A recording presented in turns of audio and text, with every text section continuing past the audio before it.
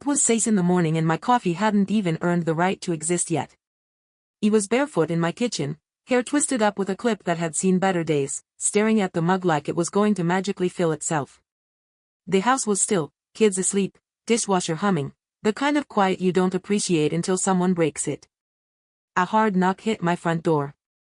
Not the neighbor needs sugar knock, the kind that says, wake up. This is official. He froze with the mug halfway to my mouth. Anoter knack. Same rhythm, same force, followed by a voice through the door. Ma'am, Federal Bureau of Investigation. For half a second, I thought I misheard. Like my brain tried to autocorrect it into something normal, but then I saw the silhouettes through the frosted glass. Two figures upright. Still, I patient in the way people get when time is on their side. He set the mug down so carefully it didn't clink and walked to the door like I was approaching a wild animal. I cracked it, chain on, 2 agents, 1 woman, 1 man, both in dark jackets, simply, clean, badges clipped where you could see them without them trying too hard. "M.A.S. Avery Cole?" the man asked. My mouth was dry. Yes. I flashed the badge again. Not dramatic, just enough. "Special Agent Reed," he said. "This is Special Agent Park. We need to ask you a few questions." My heart started doing that thing where it tries to climb your throat. "About what?" he asked. Agent Park's eyes flicked past me into the hallway. "Is anyone else in the home?" she asked. "My kids," I said a little sharper than I meant. "They're asleep." "Okay," she said as her tone softened by exactly 1 inch. "We're not here to wake them." Agent Reed kept his voice low. "Professional practiced. This is about your company," he said. "Coal River Manufacturing." He felt my shoulders tighten. "What about it?" It took 1 small step closer. Still outside, still respectful. "We received information regarding federal offenses connected to the company," he said. "We're trying to verify a few things." My stomach dropped. "Federal offenses," he repeated like saying it out loud would make it less real. Agent Park spoke next, calm and almost gentle. "We're not here to accuse you on your porch," she said. "We're here to understand what's true." Across the street, a curtain twitched, then another. People love a quiet neighborhood until they smell a story. He swallowed hard and opened the door wider. He unhooking the chain. Not because I wanted them inside, because I didn't want my neighbors watching me like I was being arrested. "Let's talk on the step," I said, keeping my voice steady. Agent Reed nodded like he respected that. He pulled a folder from under his arm. "Sic oficial." The kind of folder that turns your name into a problem. Then he said something that made my stomach drop for a different reason. "Miss Cole, we be met." He blinked. He took him in again. Ice, Howlin, that tiny scar near his temple that caught the light. And then it hit me. 2 years ago, when my company's systems got hit by a ransomware mess, I spent 3 nights sleeping on a couch in my office while IT rebuilt everything from scratch. They'd been there. He'd sat across from me in a conference room at midnight and asked questions like he was building a map of a fire. "You were on that cyber case," I said. He gave the smallest nod. "That's right," he said. "You were the one who insisted we talk in plain English." That little detail, him remembering, didn't comfort me. It scared me more. Because if the FBI shows up twice in your life, it's never for something cute. Agent Park opened the folder and slid out a single sheet. No long stack, just 1 page at first. A copy of something typed clean with my company letterhead at the top. My throat tightened. "That's our letterhead," I said automatically. Agent Reed held it so I could see the bottom. My name was there typed in beneath it, my signature. My signature. The one I've written 1,000 times. He had to accept this one had the tiniest wrongness to it. Like someone had practiced it. Like it was close. But angry. "What is this?" he asked. Agent Reed watched my face carefully. "This was provided to us as part of the tip," he said. "It appears to authorize a wire transfer." My pulse slammed. I didn't sign that, I said, and my voice came out flat and cold. He did not sign that. Agent Park's gaze sharpened. Do you recognize the recipient? She asked. She tapped a line halfway down. Rutherford Civic Initiative. He stared at the name until the letters blurred. eBay never heard of it, I said. Agent Reed exhaled slowly, then slid a second page out. A printed screenshot, bank transfer details, amounts, date, confirmation. It looked real enough to fool a casual glance. But I'm the person who signs payroll.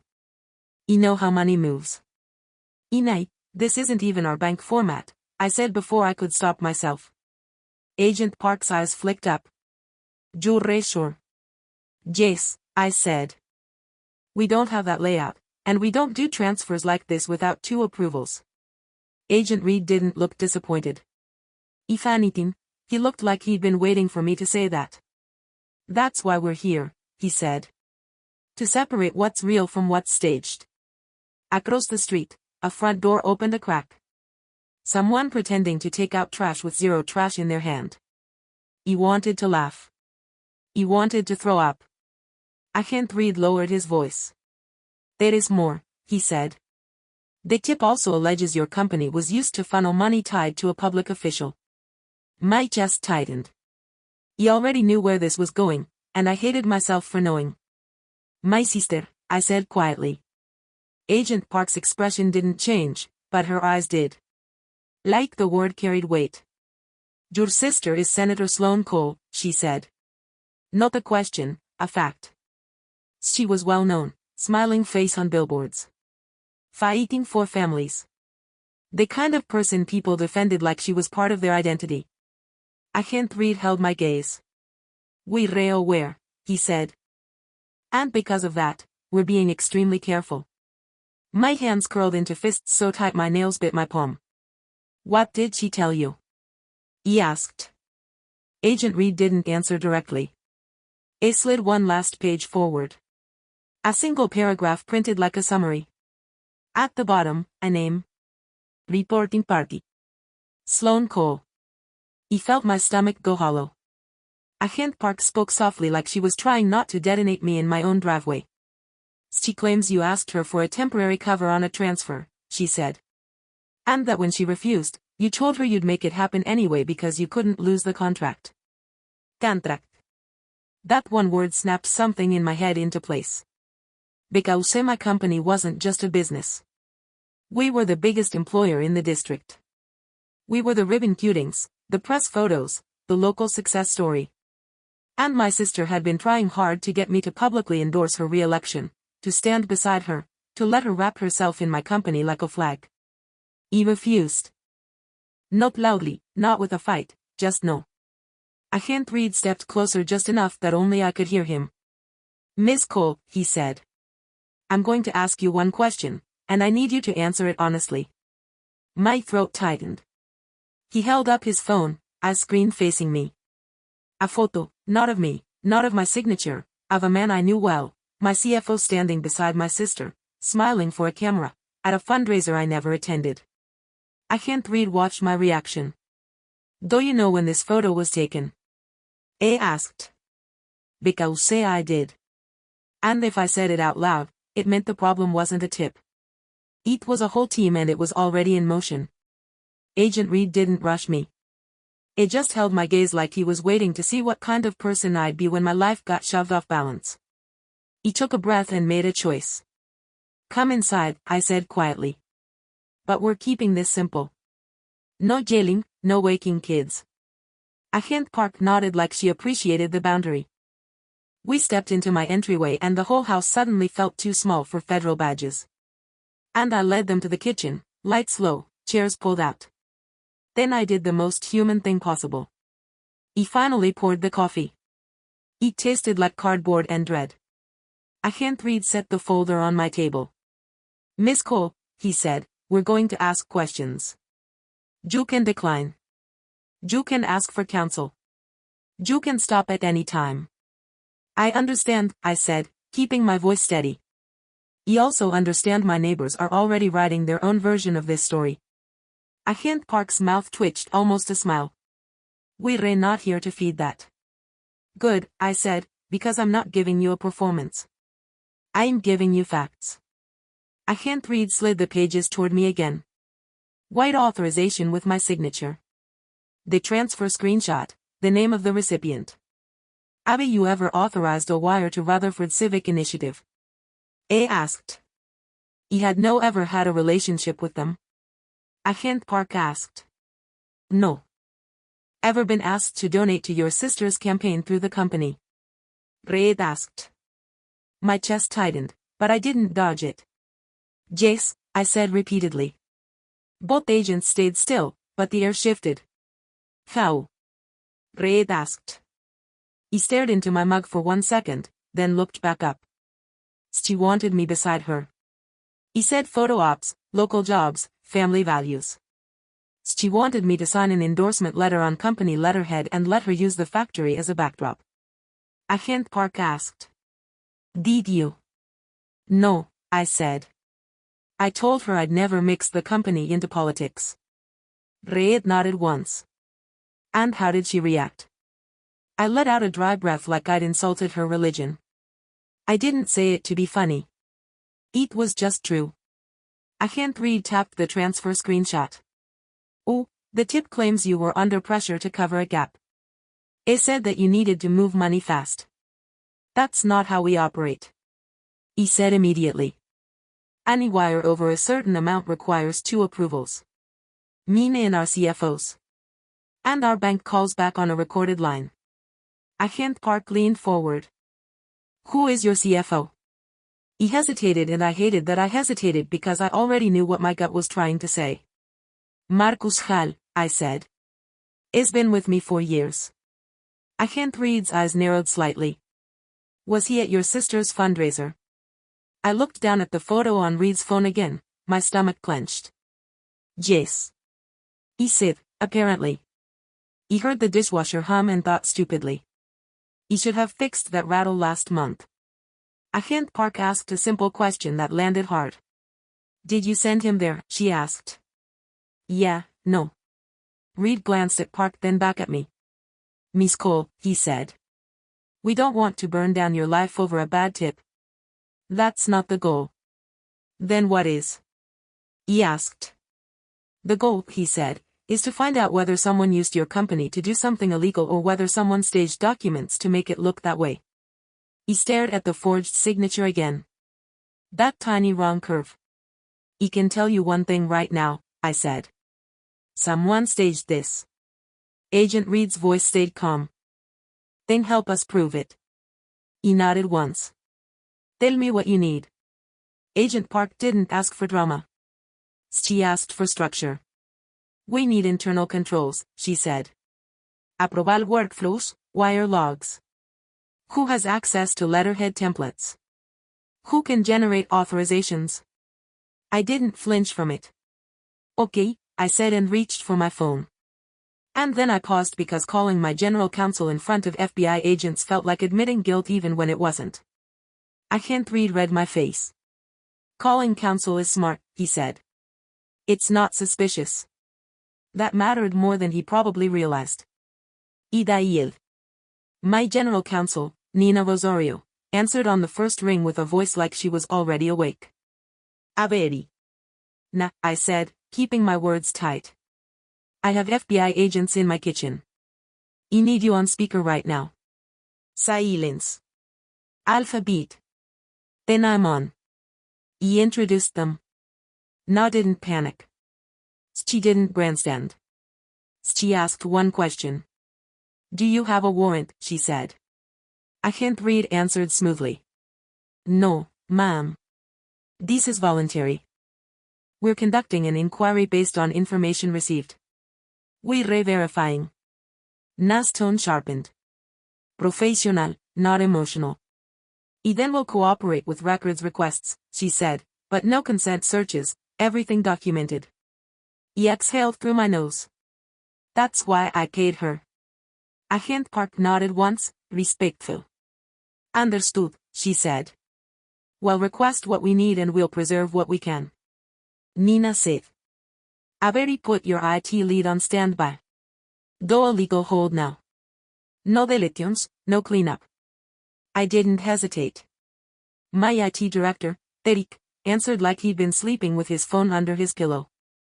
Derek, I said, I need a legal hold on every email, every file, every approval log, and lockdown wire authority templates. I woke up instantly. What happened? Not on the phone, Nina couldn't just do it. Derek swallowed. Tendone. 10 minutos.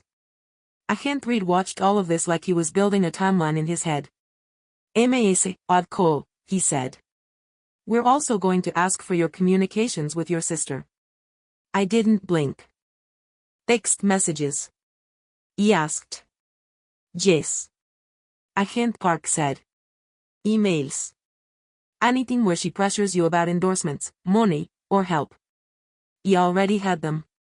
Because when your sister is a public figure, she learns how to sound clean in public, then says the messiest things in private. He pulled up the thread and scrolled. There it was. Last month. Sloan, do this once and I'll make sure your contracts stay safe. Sloan, you think you're above the family. Don't embarrass me. Sloan, all I need is a letter. You owe me that. Agent Reed didn't take my phone. I didn't need to. I read it, ice cold now. Agent Park said quietly. That's motive. He looked at Reed. You said you've met me, I said. You know me. Does any of this sound like something I'd do? Agent Reed held my gaze for a long moment. No, he said, it doesn't. Then he stood. We're going to do this carefully, he said. Because say your sister is who she is. There will be noise, I swallowed. And what happens to me while there's noise? Agent Park's voice softened just slightly. You keep your hands clean, she said. You don't call her. You don't warn anyone. You don't try to fix it yourself. I nodded, even though every instinct in my body wanted to call my sister and scream until my throat broke. Agent Reed walked to the doorway, then stopped. One more thing, he said, turning back. What? He asked. I held up that fundraiser photo again. This didn't come from a public post, he said. It came from inside the tip package. My stomach sank. Meaning, whoever sent the tip didn't just make claims. They attached curated pieces. They built a story. Agent Park finished the thought. Your sister didn't do this alone, she said. And in that moment, I realized the real nightmare wasn't the FBI in my kitchen. It was the idea that someone inside my company had been helping her set the match while I was still running payroll and thinking my biggest problem was a noisy dishwasher. Agent Reed opened the door, then glanced back at me one last time. If your CFO tries to move money today, he said, or delete anything. I didn't finish. I didn't have to because my phone buzzed at that exact moment. A text from Marcus Hale. Quick heads up. Bank compliance called something about a transfer flagged. Don't worry, I'll handle it.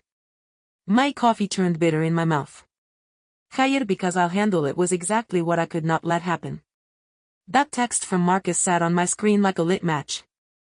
Bank compliance called, don't worry, I'll handle it. In normal life, I'll handle it means somebody is trying to help.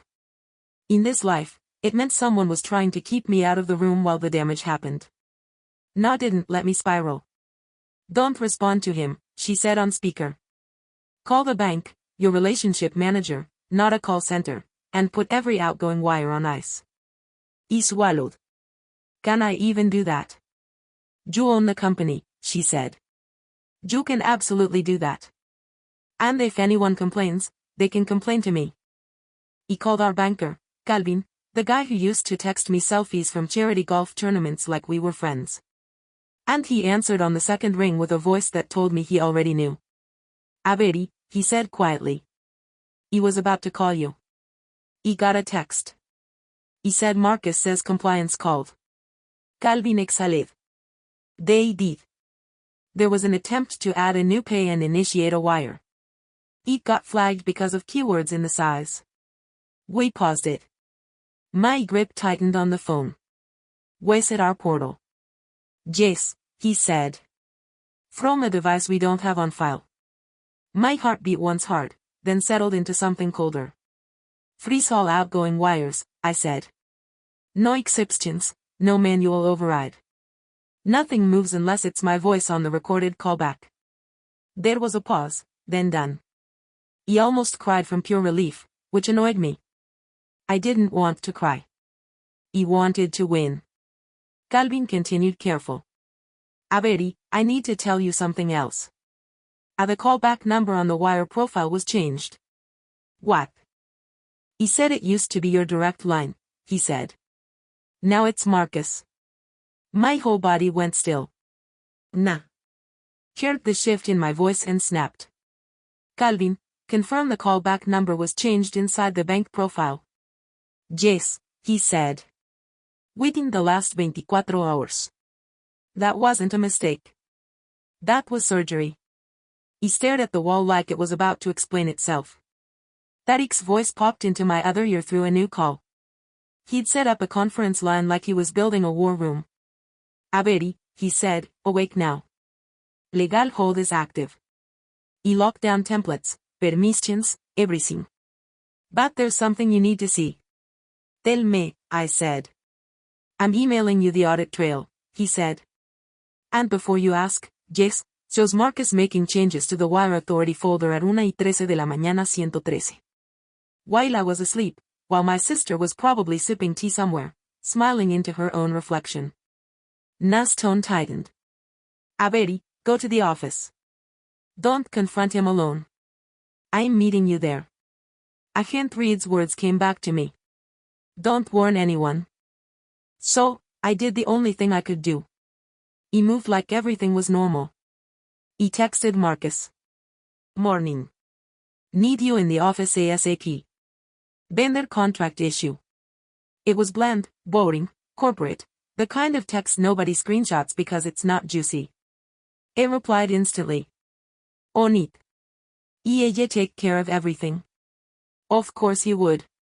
By 7:30, I was pulling into our parking lot and it already felt like my company didn't belong to me. A news van sat across the street. Not a big national one, local.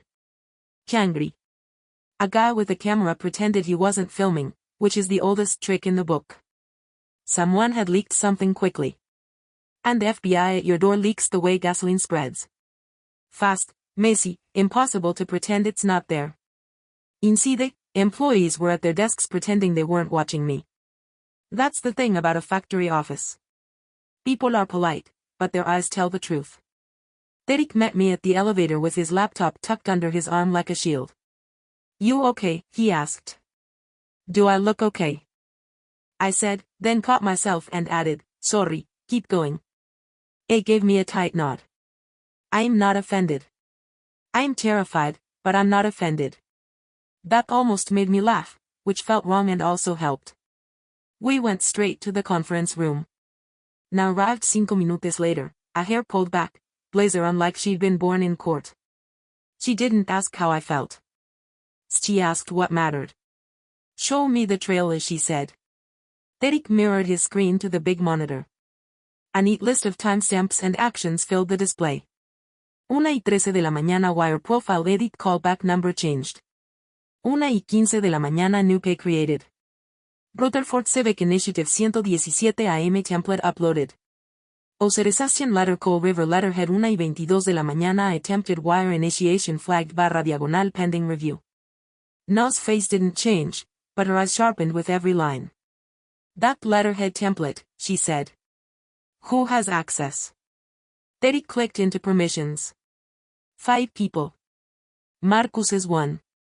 And your signature? Na asked, looking at me. He swallowed. I've seen it 1,000 times. Na nodded once like she'd already known. Oh, okay. She said, voice clipped. We treat this as 2 parallel threats. Criminal exposure from a false narrative and internal sabotage. We handle both without doing anything that looks like obstruction. He exhaled slowly. Meaning we don't touch his accounts ourselves, she said. We document, we preserve, we let the proper process hit him. Tariq's phone buzzed. A glanced down and went pale. What? He asked. It turned the screen toward us. A calendar invite sent company-wide created by Marcus. Emergency all hands 9 de la mañana financial irregularities /diagonal statement. Na's voice went flat. Is going to get in front of it. My jaw tightened. Is going to frame me. Orna said he's going to heroically announce he caught the problem and quietly steer the blame. He stared at the invite like it could be ripped in half through sheer will. Then my phone rang. Unknown number. He answered, keeping my voice level. A ver, Cole. Agent Reed. MS, Cole. We need you to do exactly what you're doing.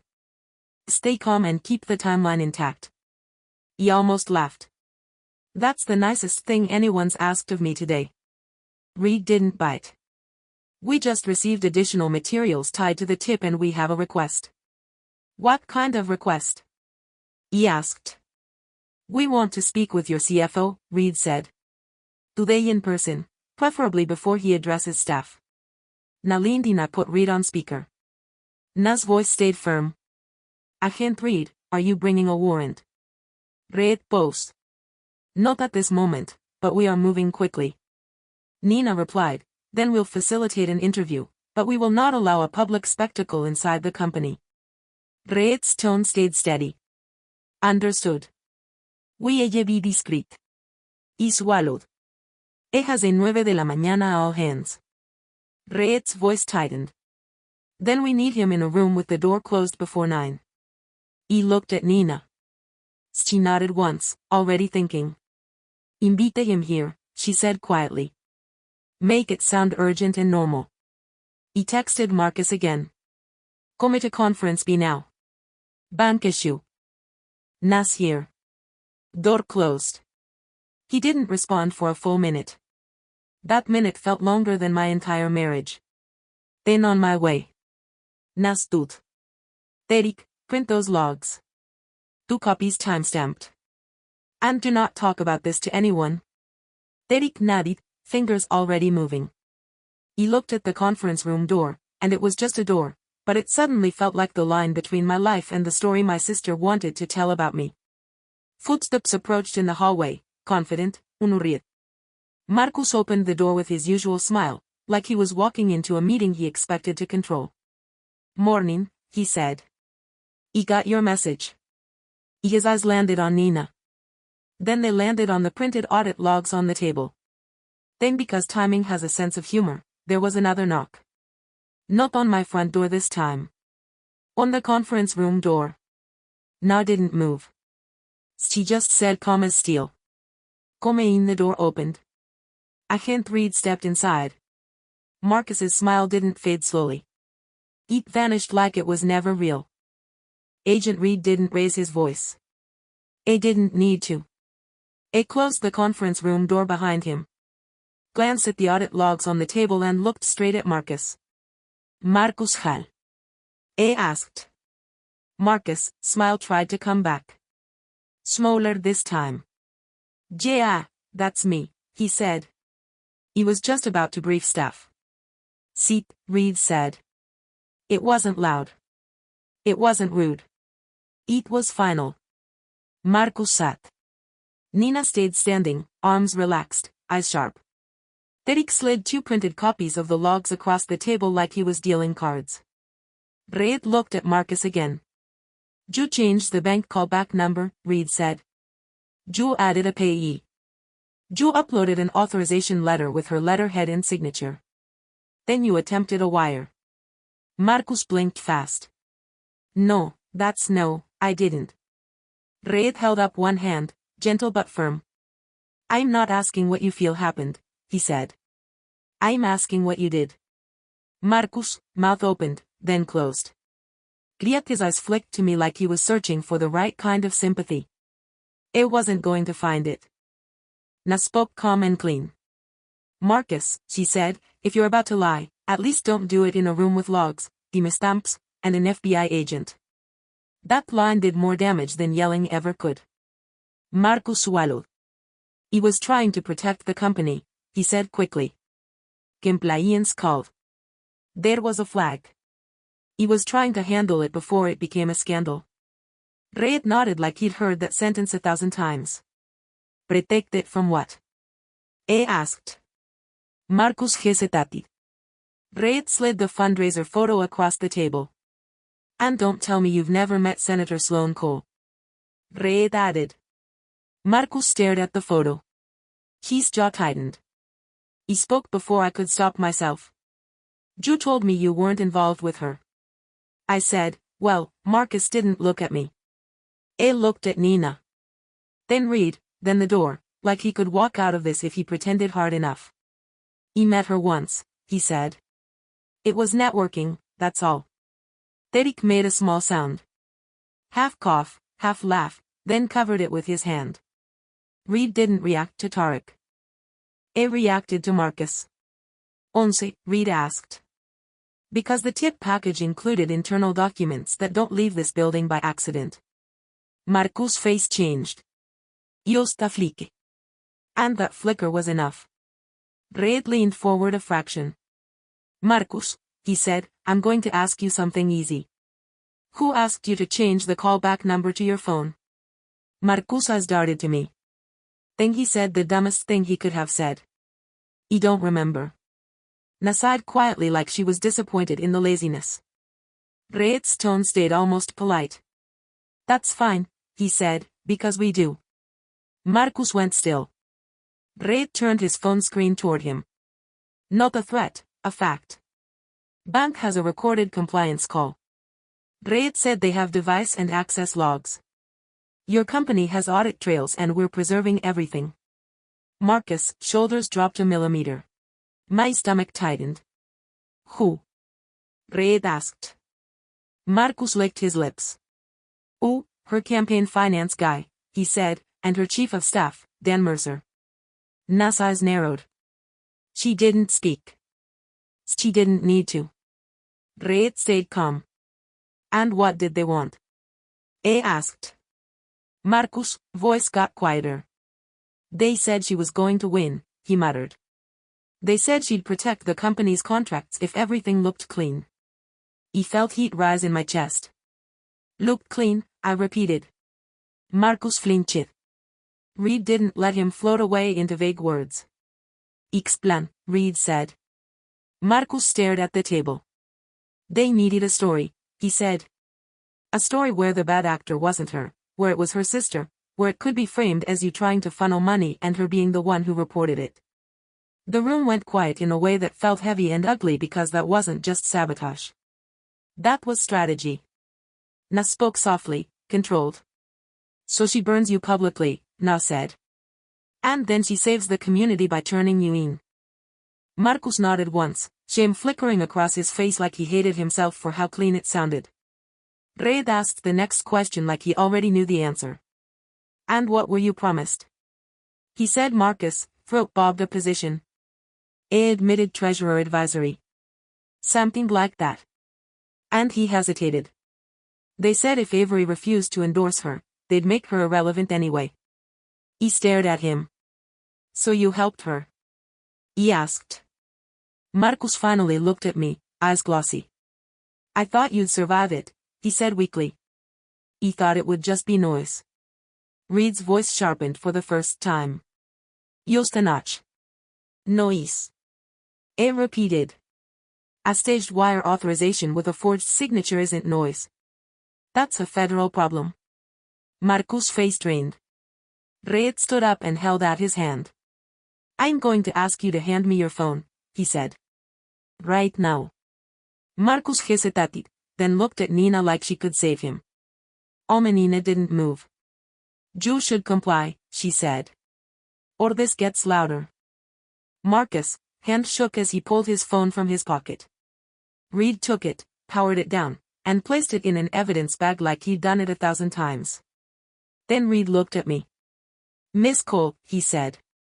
We're not done. My stomach tightened again. What now? He asked. Reed nodded toward the window. The news van was still there, now joined by another car your sister's people leaked, he said. They wanted this to look like we came here for you. Na's phone buzzed. She read one email and her expression tightened. Barred chair, she said. Emergency meeting.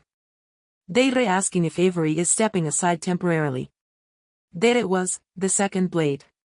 Not just the FBI at my door, my own company being pushed out from under me. Reed looked at Nina. Tell them no decisions get made until facts are verified, Reed said. We'll provide a statement through proper channels. Then he turned back to me and lowered his voice. One more thing, he said. The kit package had a draft press release attached.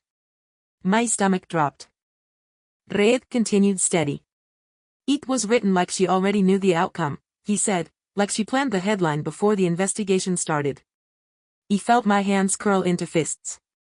Reed leaned in slightly and the file metadata points to a campaign office device. Is it, not your company? That sentence landed like a door slamming shut because it meant this wasn't just suspicion anymore. It was traceable. Reed straightened. We're serving preservation requests today, he said. And Jess, your sister is going to find out we're looking at her side of this. He swallowed hard. Now looked at me. Board meeting first, she said quietly. You don't lose your company while she runs a smear campaign. My phone buzzed. A text from a number I hadn't seen in months. Sloan, Ismail. Don't fight this. He can make it stop. He stared at it, then looked up at Reed. He didn't ask. He didn't lecture. He just held out his hand. Sabe it, he said. And send it to me. Because now the story wasn't, my sister tipped the FBI. No, it was my sister orchestrated a trap. And she was still trying to control the ending. By 8:45, the factory parking lot looked like a crime scene without the tape. Two news vans, a couple of influencers pretending they were just walking their dog with a ring light in the stroller.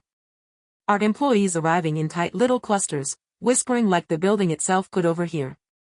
Na met me at the front entrance with a folder so thick it could have been used as a doorstop. Jure not stepping aside, she said like it was a weather report. Jure not taking time off. You're not giving them a vacuum to fill. He nodded once. My hands were steady now, mostly because I was too mad to shake. We walked into the boardroom at 9 on the dot. Not a glamorous boardroom, just a long table, bad coffee, and 5 people who suddenly remembered they had very important schedules. The board chair, Elaine Porter, didn't waste time. Averi, she began, voice careful. We received inquiries. Media vendors, a few, she hesitated. Government-related contacts. Translation, your sister's friends. Annie Elaine slid a printed email across the table. Sold the CEO step aside pending investigation. I didn't touch it. He looked at Elaine and asked, are you investigating me? Elaine blinked. No, we're trying to protect the company. Nina leaned forward, then protect it with facts, not panic. She slid 2 things onto the table. Tarek's timestamped audit trail, the bank's written confirmation that the wire attempt was flagged and paused, plus the note about the callback number change. Then Nina added a third item, thin, deadly, a short letter on federal letterhead. A hint Reed had sent it over that morning. It didn't say Avery Cole is innocent because nothing official ever says it like that, but it did say the one sentence the board needed to hear. Miss, the Avery Cole is cooperating as a reporting witness regarding suspected fraudulent activity involving company systems and records. Elaine's shoulders dropped a fraction. One of the board members, Gregory Shaw, cleared his throat. So, the FBI isn't here for her, he said slowly. No, Na replied. They're here because someone staged a narrative using this company, and she stopped it. Elaine looked at me, searching my face. Avery, she asked, did you authorize any transfers tied to your sister's organization or campaign? No, I said. And I never will. He let that hang there for a beat. Then I added the part that mattered. And the person who tried to make it happen was logged doing it at 1:13 de la mañana from inside my system. Elaine's eyes moved to the audit trail. Then the room changed. Not dramatic, not cinematic, just the moment people stop wondering and start realizing they're staring at a liability. Na didn't press. She simply asked for what we needed. Immediate actions, she said. Suspend Marcus Hale pending investigation, remove his access, lock down financial permissions, and approve an outside forensic review so no one can claim this was handled internally. Gregory looked uncomfortable. Marcus has been valuable. Derek, sitting quietly at the end, finally spoke. Soft but sharp. It was valuable, he said to someone. Elaine exhaled and nodded once. Motion, she said. Hands went up one by one, unanimous. Just like that, Marcus lost the keys. Now slid a pre-written resolution forward like she'd already seen the future. Elaine signed it, and for the first time since 6 de la mañana, my company felt like mine again. No, an hour later, HR walked Marcus out.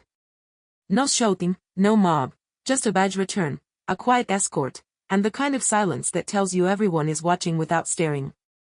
Marcus didn't look at me as he passed, which was fine. He didn't need eye contact. He needed outcomes. Agent Reed met Nina and me in a small office off the lobby, out of view, away from cameras. We served preservation requests, Reed said. Campaign office included. Nas face said come. And Reed paused just long enough to matter. And your sister's chief of staff is not taking calls right now. Said, that was as close to humor as the FBI gets. Looked at me directly. Miss Cole, he said. You were right to save that text, and you were right to lock down access. He swallowed. Am I in trouble? Reed didn't sugarcoat it. Your name got dragged into a federal tip, he said. So, yes, it disrupted your life. But the evidence points away from you and toward the people who built the package.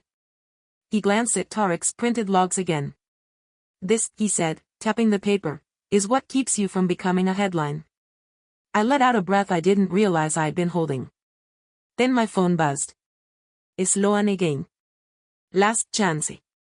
Make a statement of support and this all disappears. My hands tightened around the phone.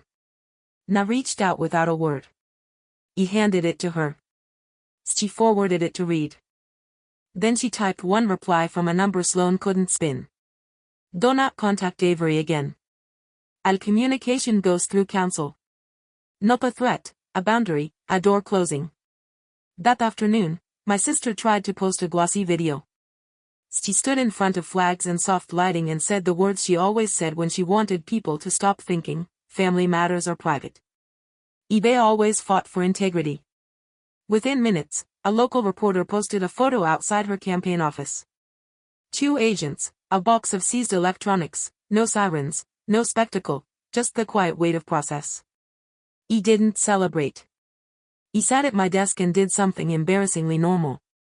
He signed payroll with my real signature on a document I could prove I touched. It felt like reclaiming my own handwriting. 3 weeks later, Reed called me at 5:47 de la tarde, right when I was about to leave. Miss Cole, he said, I wanted you to hear this from me, not from the news. My stomach tightened anyway. Okay. Spoke plainly. Your CFO entered a cooperation agreement. Said he provided communications, texts, emails, drafts between him, Dan Mercer, and the campaign finance director. He closed my eyes once, just once, Reed continued. The evidence supports that the tip was packaged to frame you, damage your company, and position your sister as the hero who reported it. He opened my eyes. And Sloan, I asked. Reed didn't dodge. A federal complaint was filed, he said. Charges are moving forward against individuals involved in the fabrication and the attempted financial maneuvering. Your sister has retained counsel. Not nothing, not maybe. Movement. Real movement. Added the part that mattered to someone who's had neighbors peek through blinds. And we are issuing a clarification to parties who received the initial narrative. You, your vendors, your bank, your board. My throat tightened. Thank you, I said. Reed's voice softened by half a notch. You did one thing right from the start. He said, you didn't try to fight this with emotions. You fought it with records. It is what happened next. Clean, simply, no missing pieces. The case advanced with formal filings and preserved evidence. Marcus and campaign staff became the focus, not me. The government didn't look into it. They moved. And my sister, who thought her name made her untouchable, had to answer through counsel. My company's accounts were cleared, vendor confidence stabilized, and the board issued a formal statement backing me. Marcos was terminated for cause. Our bank reinstated protections and flagged the attempted payee so it couldn't be quietly readed later, and the board adopted a compliance rule that no political-related request touches company systems without legal review, 2 approvals, and recorded callbacks. My sister was banned from company premises and all contact had to go through counsel. No private pressure, no family leverage, no backdoor. And the piece that mattered to me most. The neighbors stopped peeing. Not because they suddenly became respectful, because once the facts came out, gossip got bored. And that's the funniest part of a smear campaign. It feels like the end of the world, right up until paperwork makes it inconvenient to keep lying. I didn't do this to punish her. I did it so she couldn't do it.